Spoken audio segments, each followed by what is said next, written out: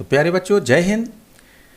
Police constable recruitment test 2017 13 सितंबर 2017 3 PM यानी second shift का ये क्वेश्चन पेपर है। तो इसमें जीके, जीएस और साइंस के मैं सभी क्वेश्चन इस क्लास में सॉल्व कराने वाला हूँ। ठीक है, तो बिना समय गंवाए स्टार्ट करते हैं क्वेश्चन नंबर 1 से। मध्य प्रदेश में संस्कृत विश्वविद्यालय कहाँ स्थित है? तो मध्य प्रदेश में संस्कृत विश्वविद्यालय उज्जैन में स्थित है। तो इसका ऑप्शन 2 जो है करेक्ट आंसर होगा। ठीक है, बढ़ते हैं नेक्स्ट क्वेश्चन की तरफ। तो नेक्स्ट क्वेश्चन है मैकल रेंज की अमरकंटक पहाड़ी से उत्पन्न होने वाली नदियों के नाम बताइए। तो इससे उत्पन्न होने वाली नदियों के नाम है नर्मदा और सोन, यानी फर्स्ट वाला ऑप्शन इसका करेक्ट आंसर है। चलिए बढ़ते हैं नेक्स्ट क्वेश्चन की तरफ। तो उत्तर प्रदेश के वर्तमान मुख्यमंत्री योगी आदित्यनाथ का जन्म किस राज्य में हुआ था? तो योगी आदित्यनाथ का जन्म उत्तराखंड में हुआ था, यानी इसका ऑप्शन 1 जो है करेक्ट आंसर होगा। ठीक है, बढ़ते हैं नेक्स्ट क्वेश्चन की तरफ।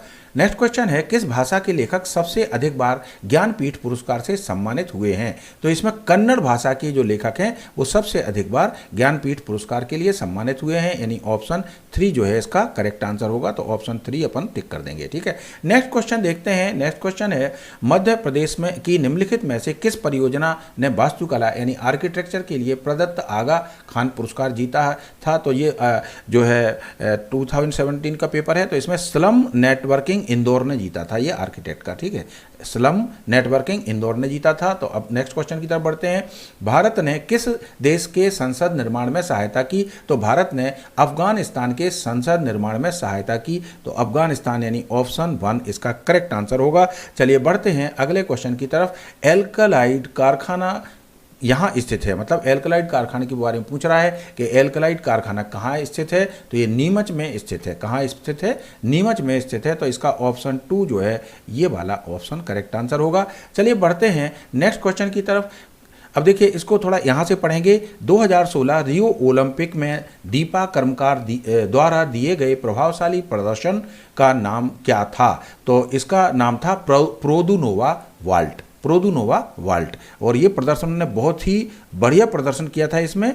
हालांकि उनको कोई इसमें मेडल नहीं मिला था, चौथे स्थान पे वो रही थी, पर उन्होंने अपने प्रदर्शन के द्वारा लाखों करोड़ों लोगों का दिल जीत लिया था। ठीक है, तो चलिए बढ़ते हैं नेक्स्ट क्वेश्चन की तरफ। विजय अमृतराज किस खेल से संबंधित हैं? तो विजय अमृतराज टेनिस से संबंधित हैं, टेनिस खेल से संबंधित हैं। ठीक है, तो टेनिस से संबंधित हैं विजय अमृतराज, यानी ऑप्शन 4 जो है इसका करेक्ट आंसर हुआ। चलिए बढ़ते हैं नेक्स्ट क्वेश्चन की तरफ। भारत का पहला अंतः समुद्री संग्रहालय कहाँ स्थापित किया गया? तो पहला अंतः समुद्री संग्रहालय जो स्थापित किया गया था वो विशाखापट्टनम में किया गया था। विशाखापट्टनम यानी ऑप्शन नंबर 4। ठीक है, नेक्स्ट क्वेश्चन करते हैं। हाल ही में किस वर्ष में भारत ने एशियाई खेलों की मेजबानी की थी?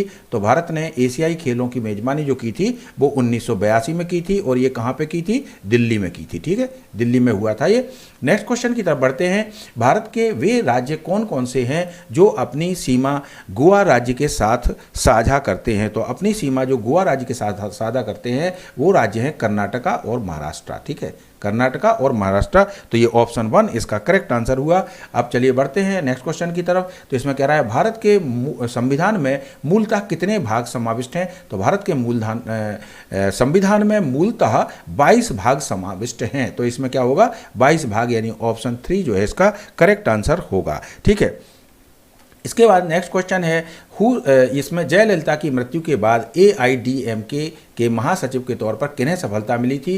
तो इसमें जो सफलता मिली थी वो मिली थी शशिकला नटराजन को। ठीक है, हालांकि ये आय से अधिक संपत्ति के मामले में 4 साल जेल काटने के बाद अभी अभी लौट के आई हैं। ठीक है, तो उस समय की बात है ये। तो इसमें शशिकला नटराजन को सफलता मिली थी उसमें। ठीक है, अब चलिए नेक्स्ट क्वेश्चन करते हैं। लोकसभा की पहली महिला अध्यक्ष कौन है? तो लोकसभा की पहली महिला अध्यक्ष मीरा कुमार हैं। कौन है? मीरा कुमार, यानी ऑप्शन 4 जो है इसका करेक्ट आंसर होगा। चलिए बढ़ते हैं। किन्हें भारतीय अंतरिक्ष कार्यक्रम का जनक कहा जाता है? तो आपको पता होगा विक्रम साराभाई को जो है भारतीय अंतरिक्ष कार्यक्रम का जनक कहा जाता है, विक्रम साराभाई को। ठीक है, नेक्स्ट क्वेश्चन देखते हैं। तो इसमें नेक्स्ट क्वेश्चन ये रहा अपने सामने। ये तो मैथ्स के क्वेश्चन हैं। चलिए, ये तो मैथ्स के क्वेश्चन है। तो अब और आगे देखते हैं अपन। तो इसमें आगे बढ़ते चलते हैं। तो चलिए ये देखते हैं, इसमें जी के जीएस और साइंस के क्वेश्चन हमें देखने हैं, तो हम इसमें देखते चलते हैं। तो ये क्वेश्चन ये रहा क्वेश्चन आपके सामने। अर्जुन पुरस्कार इस क्षेत्र में उत्कृष्ट प्रदर्शन के लिए दिया जाता है। तो अर्जुन पुरस्कार खेल क्षेत्र में उत्कृष्ट प्रदर्शन के लिए दिया जाता है, खेल क्षेत्र में। तो इसमें ऑप्शन 1 जो है इसका करेक्ट आंसर होगा। ठीक है, चलिए बढ़ते हैं और आगे। तो अब देखिए इसमें और आगे चलते हैं अपन। तो इसमें देखते हैं जी के जीएस और इससे रिलेटेड। तो देखिए ये आ गया आपके पास क्वेश्चन, ये रहा। तो देखिए इसमें निम्नलिखित में से कौन एक तबला का वादक नहीं है। तो इसमें देखिए अब कौन एक तबला का वादक नहीं है, तो इसका ऑप्शन तो ये होगा, इसमें संतूर वादक थे जो शिव कुमार शर्मा संतूर वादक थे, ये तबला का नहीं था इनका। ठीक है, तो इसमें शिव कुमार शर्मा करेक्ट ऑप्शन होगा। निम्नलिखित में कौन एक तबला का वादक नहीं है। तो ये शिव कुमार शर्मा जो है इंडियन म्यूजिकल कंपोजर हैं और प्रख्यात भारतीय संतूर वादक। ठीक है, प्रख्यात भारतीय संतूर वादक हैं। तो इसमें ऑप्शन 3 जो है करेक्ट आंसर होगा। चलिए अब इसमें और आगे बढ़ते हैं अपन। तो इसमें देखते हैं, देखिए इसमें क्या है, महाराष्ट्र में कौन सा शहर NH44 से गुजरता है। तो कौन सा शहर NH44 से गुजरता है, तो इसका आंसर होगा नागपुर। इसका आंसर क्या है, नागपुर। तो इसमें भारत में कौन सा शहर NH44 से गुजरता है, तो इसका आंसर है नागपुर। ठीक है, तो इसमें ये मैथ्स के क्वेश्चन चल रहे हैं, मैथ्स के क्वेश्चन, ये पूरे मैथ्स के क्वेश्चन हैं। देखिए ये मैथ्स के क्वेश्चन चल रहे हैं पूरे, और उसके बाद में मैथ्स के बाद में इसमें साइंस का जो पार्ट है वो आने वाला है। तो ये रहा साइंस एंड सिंपल अर्थमेटिक्स। ठीक है, तो साइंस एंड सिंपल अर्थमेटिक्स में ये अर्थमेटिक्स के हैं, और इसमें ये जो क्वेश्चन है ये आगे आपके सामने ये रहा, कोशिका में नाभिक का आविष्कार किसके द्वारा किया गया था। तो कोशिका में नाभिक का आविष्कार रॉबर्ट ब्राउन द्वारा किया गया था। रॉबर्ट ब्राउन ने 1831 में कोशिका में न्यूक्लियस का आविष्कार किया था, डिस्कवरी की थी। तो रॉबर्ट ब्राउन यानी ऑप्शन 2 जो है इसका करेक्ट आंसर होगा। तो ऑप्शन 2 इसका करेक्ट आंसर होगा।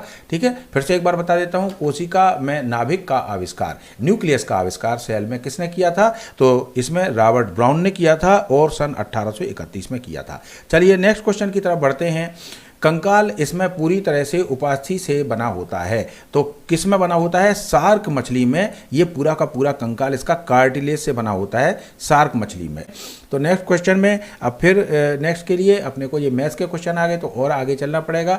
तो और आगे चलते चलते हैं, और यहाँ पे देखिए ये आ गया आपका, बैटरी का उपयोग निम्न में से निम्न के लिए किया जाता है। तो बैटरी का उपयोग हम किसके लिए करते हैं, तो विभवांतर बनाए रखने के लिए, विभवांतर बनाए रखने के लिए बैटरी का उपयोग किया जाता है। बैटरी का उपयोग काय के लिए किया जाता है, विभवांतर बनाए रखने के लिए, विभवांतर नापने के लिए नहीं, विभवांतर बनाए रखने के लिए, विभवांतर मेंटेन रहे, मेंटेन पोटेंशियल डिफरेंस। ठीक है, तो ये बैटरी का उपयोग किया जाता है काय के लिए, विभवांतर बनाए रखने के लिए किया जाता है। अब अगला क्वेश्चन देखते हैं। तो अगला क्वेश्चन ये रहा आपके सामने, इत्र के निर्माण के लिए प्रारंभिक सामग्री के रूप में प्रयोग किया जाने वाला कोयले से प्राप्त उत्पाद है।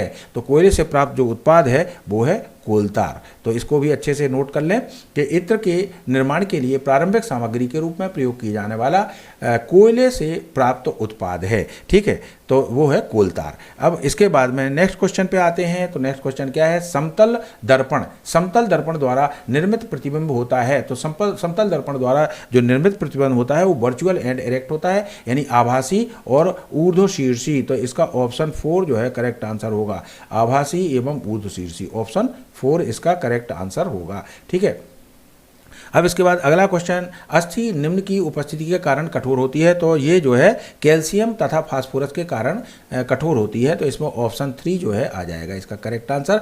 ये कैसे, कैल्शियम तथा फास्फोरस के कारण अस्थियां यानी बोन्स जो है वो कठोर होती हैं। अब इसके बाद में अगला क्वेश्चन देखते हैं। तो देखिए, पेशियों में ऑक्सीजन के अभाव की परिणति प्रायः पेशीय ऊतकों के जकड़न के रूप में होती है। और ऐसा क्यों होता है, ऐसा इसलिए होता है क्योंकि पाइरुवेट जो होता है वो लैक्टिक अम्ल में रूपांतरित हो जाता है। तो ये ऑप्शन इसका करेक्ट आंसर होगा, पाइरुवेट का लैक्टिक अम्ल में रूपांतरण। इसको एनारोबिक रेस्पिरेशन बोलते हैं, अनाक्सीकृत है ना एनारोबिक रेस्पिरेशन होता है तो उसमें पायरुवेट का लैक्टिक अम्ल में रूपांतरण हो जाता है और उससे पेशी ऊतकों में जकड़न होने लगती है। ठीक है, तो अब अगला क्वेश्चन देखते हैं। तो अगला क्वेश्चन ये रहा आपके सामने, निम्नलिखित में से किस वस्तु की गति आवर्ती गति के रूप में जानी जाती है? आवर्ती गति मतलब पीरियोडिक मोशन। तो पीरियोडिक मोशन में ये ऊपर के तो कोई दिख नहीं रहे, नीचे ये रहा लोलक, यानी ऑप्शन 4 जो है इसका करेक्ट आंसर होगा पेंडुलम। पेंडुलम में आवर्ती गति होती है, पीरियोडिक मोशन होता है। ठीक है, अब देखिए अगला वाला क्वेश्चन है, बड़ी गांठ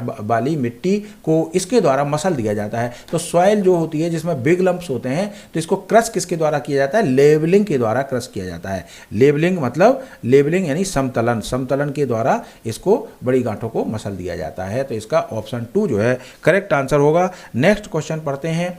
नेक्स्ट क्वेश्चन देखिए, नेक्स्ट क्वेश्चन ये रहा आपके सामने, एक पशु की